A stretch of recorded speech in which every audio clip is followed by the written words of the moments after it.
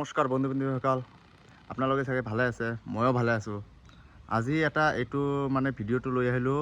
ভিডিঅ'টো ধৰক new vacancy কেতিয়া আহিব আৰু কি পদত আহিব আৰু কেনেকুৱা পোষ্টত আজি কেনেকুৱা পোষ্ট আহিব, এইটো মই এইটো ভিডিঅ'ত আলোচনা কৰিম। আপোনালোকে ভিডিঅ'টো স্কিপ নকৰাকৈ আপোনালোকে চাই থাকক। মেইন টপিকটো হ'ল আজি নিউ ভেকেঞ্চি কেতিয়া আহিব।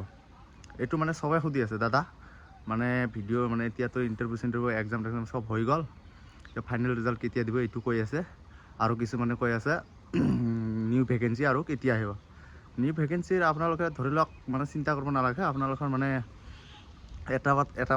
এটা বাট ওলাইয়ে থাকিব। আপোনালোকে খালি এটাৰ পিছত এটা ওলাইয়ে থাকিব। আপোনালোকে একো চিন্তা কৰিব নালাগে। আপোনালোকে খালি কণ্টিনিউ ৰাখক, প্ৰেক্টিচটো কণ্টিনিউ ৰাখক। প্ৰেক্টিচ কেনেকৈ কৰিব লাগে এইটো মই আগত ভিডিঅ' বনাইয়ে দিছোঁ।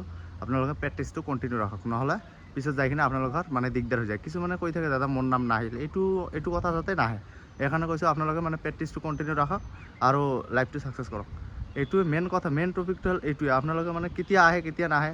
আৰু কিছুমানে কৈ আছে নিউ ভেকেঞ্চি আহিব ধৰক আহিছে, নটিফিকেশ্যন ওলাইছে, এগুলো একো চাব নালাগে। আপোনালোকে চাই থাকক, প্ৰেক্টিচটো কণ্টিনিউ ৰাখক, যাতে আহিলে যাতে আপোনাৰ নামটো আহে, চবতকৈ চবৰ আগত যাতে আপোনাৰ নামটো আহে, চিলেকশ্যন হৈ যায়। এইকাৰণে এতিয়াৰ পৰা আপোনালোকে কণ্টিনিউ ৰাখক। একো ইণ্টাৰভিউ টাইমত একো প্ৰব্লেম নহয় আৰু কোনো ধৰণৰ প্ৰব্লেমো নহয়। আপোনালোকে এতিয়া ধৰি লওক কেনেকুৱা ধৰণত হ'ব। এতিয়া বৰষুণ আহি আছে, মই বৰষুণৰ মাজতে আপোনালোকক ভিডিঅ' বনাই দিওঁ। এইবাৰ আপোনাৰ ধৰক নিউ ভেকেঞ্চি অহাৰ সম্ভাৱনা চবতকৈ আগত ফৰেষ্টাৰ এইটো ভেকেঞ্চি অহাৰ সম্ভাৱনা আছে চবতকৈ আগত। ফৰেষ্টাৰটো ৰানিংটো বেছি হয়, এক্সামটো ভাল।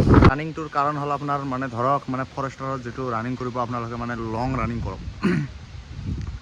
লং ৰানিংটো এনেকুৱাভাৱে কৰক, লাহে লাহে যদি প্ৰথম ষ্টাৰ্ট কৰিছে আপোনালোকে লাহে লাহে ষ্টাৰ্ট কৰক। লং ৰানিংটো লাহে লাহে বঢ়াওঁতে বহু দূৰলৈকে ধৰক 20 কিলোমিটাৰ 21 কিলোমিটাৰ এইটো কণ্টিনিউ ৰাখক লাহে লাহে ৰানিংটো। তেতিয়াহে ৰানিংটো অকণমান কম দিলে আপোনাৰ কাৰণে ভাল হ'ব আৰু নাম্বাৰটো ভাল আহিব। ধৰি লওক আপোনালোকে এতিয়া ৰানিঙৰ কাৰণে প্ৰেক্টিচ কৰি আছে, আৰু ৰানিঙৰ লগে লগে জাম্পটো প্ৰেক্টিচ কৰক। ইয়াৰ লগত চিন আপটো আছে, এইটোও প্ৰেক্টিচ কৰক। আৰু মই এইটো আগৰ ভিডিঅ'ত বনাই দিয়া আছে যে কেনেকৈ প্ৰেক্টিচ কৰিলে আপোনাৰ ষ্টেমিনাটো টাইমিংটো বাঢ়িব, টাইমিংটো কমিব আৰু ষ্টেমিনাটো বাঢ়িব। মই এইটো আগৰ ভিডিঅ'ত বনাই দিছোঁ আপোনালোক অলৰেডি। আপোনালোকে তাত যাই কিনে ভিডিঅ'বিলাক চালে আপোনালোকে গম পাব। এতিয়া ধৰি লওক যদি ফাৰ্ষ্ট ফৰেষ্টাৰ আহে, ফৰেষ্টাৰৰ কাৰণে আপোনাৰ বহুত সুবিধা আছে। আপোনালোকে যদি হাই ছেকেণ্ডেৰী পাছ আহে, কিছুমানৰ আছে ডাইৰেক্ট 1 ষ্টাৰ পাই যাব ASI।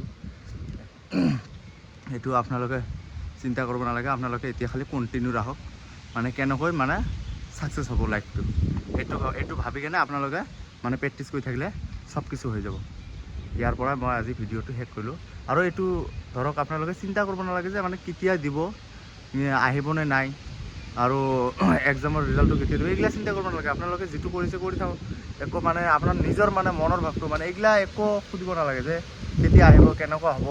এইগিলা ইয়াতকৈ আপোনালোকে নিজে প্ৰেক্টিচটো কৰক। চববিলাক কৰিলে আপোনাৰ যাতে ভাল হয়, সেইটো ভাবি আপোনালোকে প্ৰেক্টিচ কৰি থাকক।